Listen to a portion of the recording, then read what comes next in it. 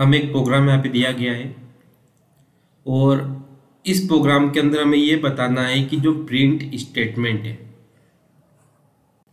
वो कितने times execute होगी। अब इस प्रोग्राम को यदि हम देखें तो काउंट नाम का फंक्शन है, तो इस फंक्शन को यहाँ पे कॉल करना है। कॉल करने के लिए हमें दिया है काउंट पैरामीटर में 1024 1024। पहला 1024 x के पास जाएगा, दूसरा 1024 y के पास जाएगा। ओके, तो ये फंक्शन का एग्जीक्यूशन स्टार्ट हो जाएगा। तो हमें ये बताना है कि जो प्रिंट वाली लाइन है ये कितने टाइम्स एग्जीक्यूट होगी। यहाँ मैंने एक प्रैक्टिस प्रॉब्लम भी रखी है जो कि सिमिलर है ओरिजिनल प्रॉब्लम के। सिर्फ यहाँ पर चेंजेस किया कि ये x divided by 4, original problem में x डिवाइडेड बाय 2 है। तो प्रैक्टिस प्रॉब्लम पे आपको वर्क करना है। तो आइए देखते हैं कि इस प्रोग्राम का आउटपुट क्या आएगा, मींस प्रिंट स्टेटमेंट कितनी बार प्रिंट होगी। So x equal to 1024, y equal to 1024। ठीक है, अगर मैं देखूँ तो फर्स्ट लाइन इफ कंडीशन है, if y is not equal to 1, तो y तो 1024 है, तो ये कंडीशन ट्रू हो रही है। अब जैसे हम अंदर जाते हैं एक और इफ आ जाता है, if x not equal to 1, x is 1024, तो ये कंडीशन भी ट्रू हो रही है। डेट मीन्स यहाँ पे क्या प्रिंट होगा, स्टार प्रिंट स्टेटमेंट चलेगी। ओके, वन टाइम चल चुकी है 1024 पे। अब अगर मैं नेक्स्ट लाइन देखूं तो काउंट नाम का फंक्शन अगेन कॉल हो रहा है, लेकिन इस बार x बाय 2 है, x में 1024 है, 2 से डिवाइड करेंगे, y में 1024 है। सो अब अगर हम इस केस में देखें, जब काउंट नाम का फंक्शन फिर से कॉल हो रहा है तो x की नई वैल्यू क्या रहेगी, 1024/2। कैलसी अलाउड है। ओके, तो हम कैलसी का यहाँ पे यूज कर लेते हैं, गेट एग्जाम में अलाउड होता है। 1024 डिवाइडेड बाय 2 512। x की नई वैल्यू क्या रहेगी, 512। y की वैल्यू चेंज नहीं हुई, 1024 ही है। ओके, तो अगेन फंक्शन कॉल हुआ, y not equal to 1 true है। Second if x not equal to 1 true है, अगेन प्रिंट स्टेटमेंट चलेगी, वन मोर टाइम चल गई। फिर काउंट वाली लाइन चलेगी, x बाय 2, x में 512 है, 2 से डिवाइड होगा, और y में 1024 है। फिर से कंट्रोल कहाँ पे जाएगा, काउंट नाम के फंक्शन के पास, लेकिन x की नई वैल्यू आएगी, कैलसी का यूज करते हैं। 512 डिवाइडेड बाय 2 256। x की नई वैल्यू क्या रहेगी, 256। y की वैल्यू सेम है, 1024।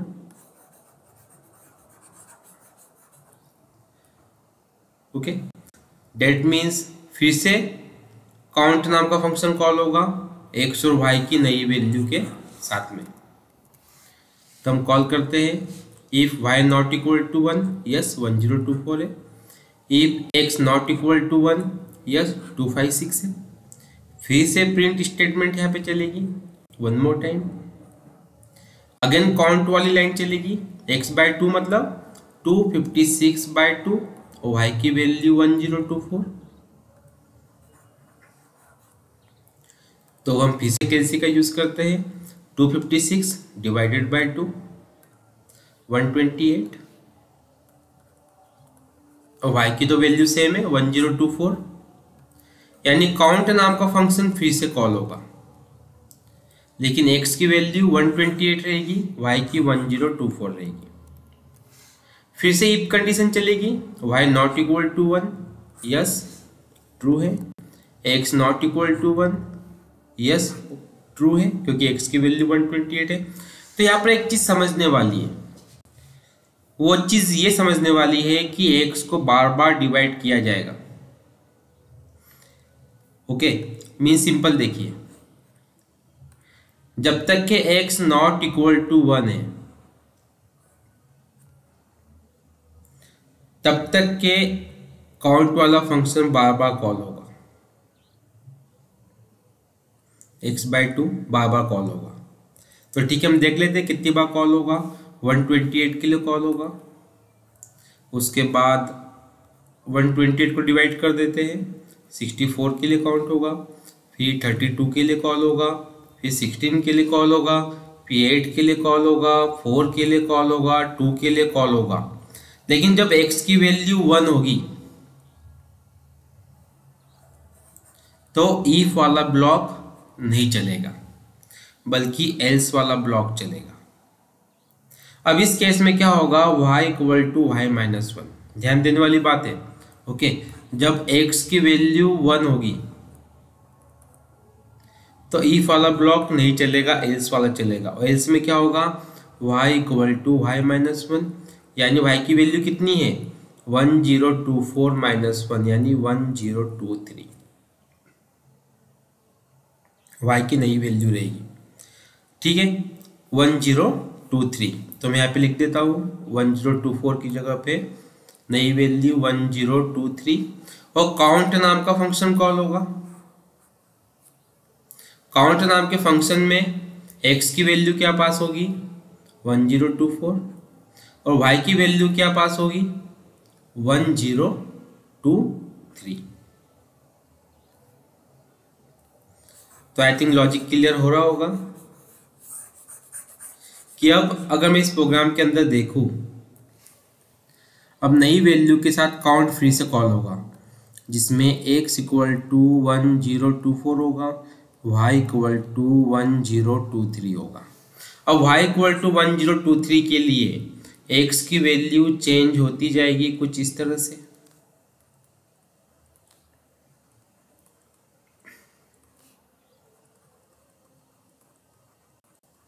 और जैसे ही 1 आएगा तो एल से चल जाएगा। तो मैं 1 को यहां से हटा रहा हूं, क्यों? क्योंकि जब जब x की वैल्यू नॉट इक्वल टू 1 होगी तभी प्रिंट वाली स्टेटमेंट चलेगी। यानी जब y इक्वल टू 1024 था तो कितनी बार प्रिंट वाली स्टेटमेंट चली 1 2 3 4 5 6 7 8 9 10 टाइम्स। और जब y इक्वल टू 1023 था तब कितनी बार प्रिंट वाली स्टेटमेंट चलेगी 1 2 3 4 5 6 7 8 9 10। और जब y इक्वल टू 1022 होगा उस समय भी 10 टाइम्स चलेगी। जब y इक्वल टू 1021 होगा उस समय भी प्रिंट स्टेटमेंट 10 टाइम्स चलेगी। तो कब तक 10 टाइम्स चलेगी प्रिंट स्टेटमेंट?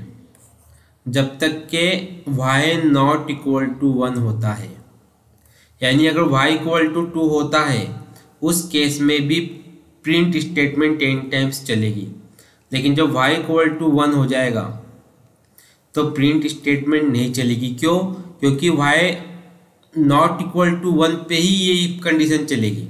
जैसे y इक्वल टू 1 होता है तो इफ कंडीशन नहीं चलेगी, यानी कोड नहीं चलेगा। आई थिंक क्लियर हो गया होगा अभी यहाँ तक के। तो मैं सिंपल सा मैथमेटिक्स यहाँ पे लगाता हूँ, क्योंकि गेट एग्जाम है, अगर पूरा सॉल्व करने बैठेगी तो बहुत लंबा टाइम निकल जाएगा।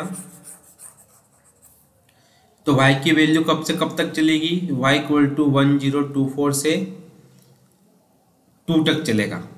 यानी टोटल y की वैल्यू 1023 टाइम्स चेंज होगी। ठीक है, 2 से लेके 1024 तक के हर x 10 टाइम्स प्रिंट करेगा। सिंपल मल्टीप्लाई कर लेते हैं 1023 इंटू 10 यानी 10230 टाइम्स प्रिंट स्टेटमेंट रन होगी। तो इसका आंसर कितना आएगा 10230। देखिए गेट के हिसाब से मैंने इसको सॉल्व किया है ना, पूरा एक्सप्लेन नहीं किया अपन ने, एक लाइन एक्सप्लेन की देन अपन इस तरह सॉल्व किया है। यदि आपको ऐसा लग रहा है कि आपको इसका और डीप एक्सप्लेनेशन चाहिए, जस्ट कमेंट बॉक्स में पुट कर दीजिए, इसको और डिटेल में हम सॉल्व कर लेंगे। एंड प्रैक्टिस प्रॉब्लम मैंने आपको दी है, आप उसको एक बार ट्राई कीजिए। Thank you.